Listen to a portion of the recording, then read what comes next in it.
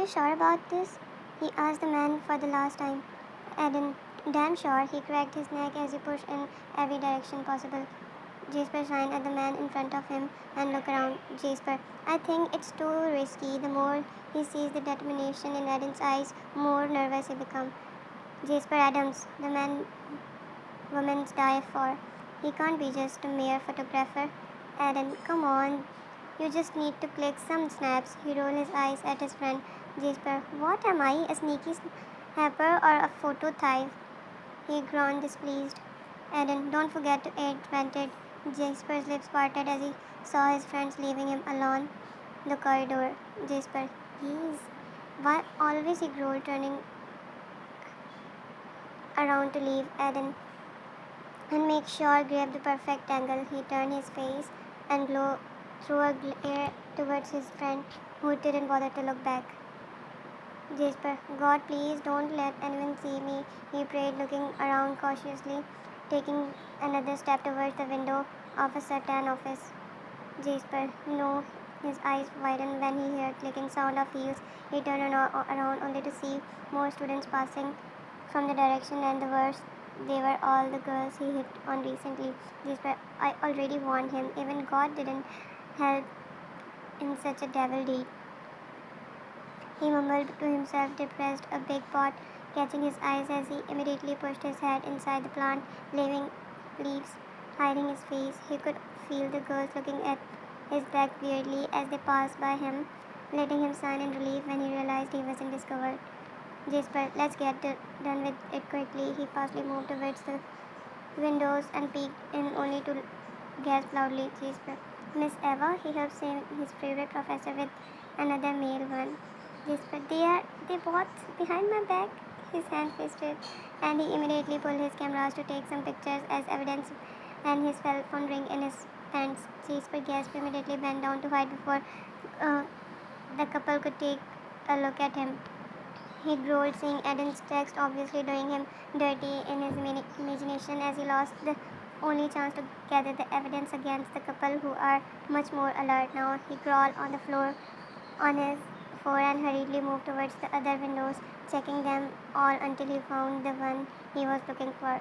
Jasper pulled his head to take a peek, finally seeing his friend holding a familiar figure in his arms.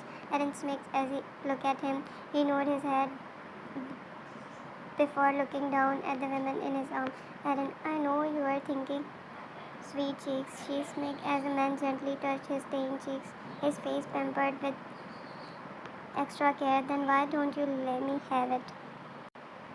She returned the same tone as him, which made him smirk internally. How much he would have loved to be with her, only if she approached him before his doll. But now that she was here, he can't seem to accept any woman, no matter how much perfect satisfaction give whoever they are. Eden tilted his head, looking at Jasper.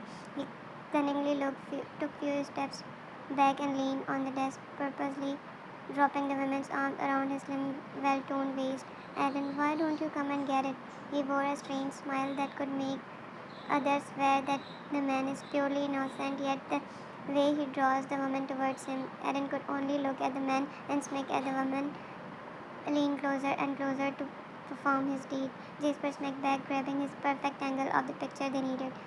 Jason, what the heck? Eden D'Souza? He barged in his room, boiling after he received those pictures where a strange looking creature was lingering over his friend. Well, that's what any other friend would have said, but not Jason Scott.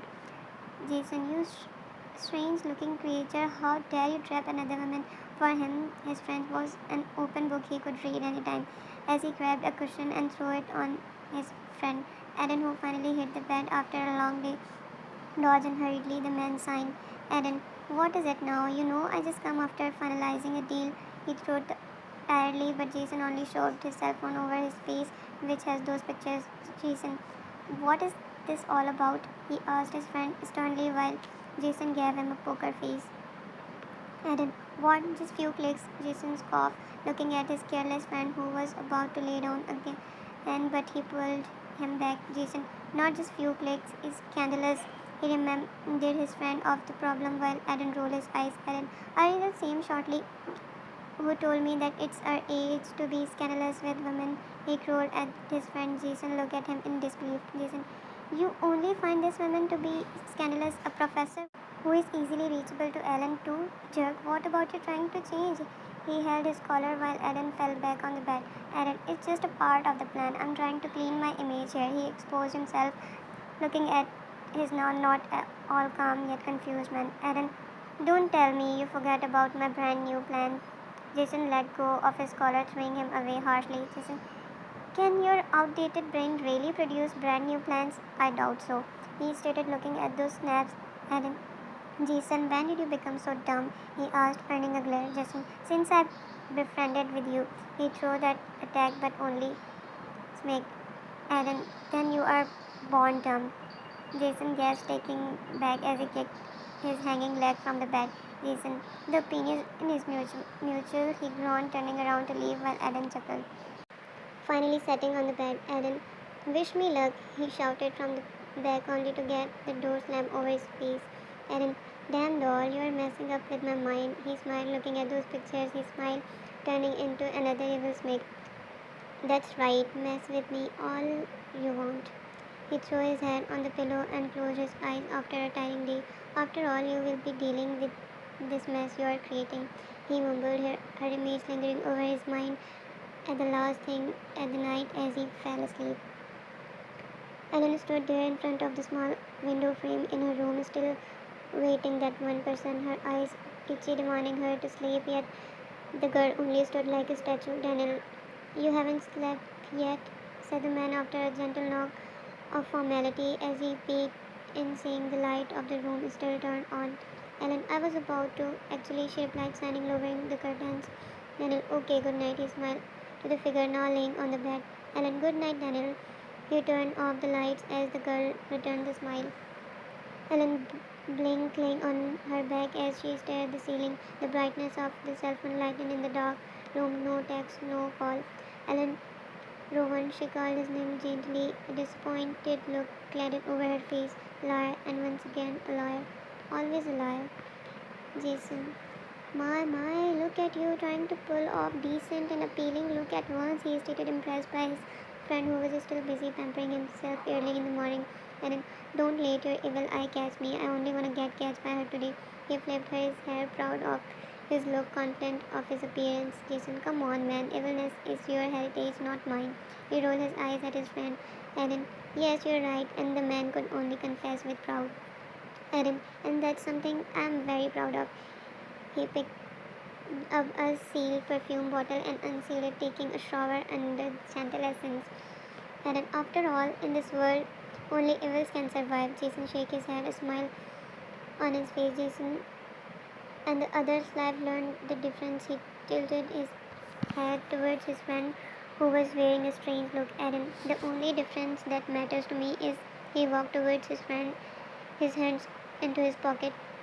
And my order, my obedience, I who rule and they who are born to be ruled on. Jason looked at his friend with a poker face.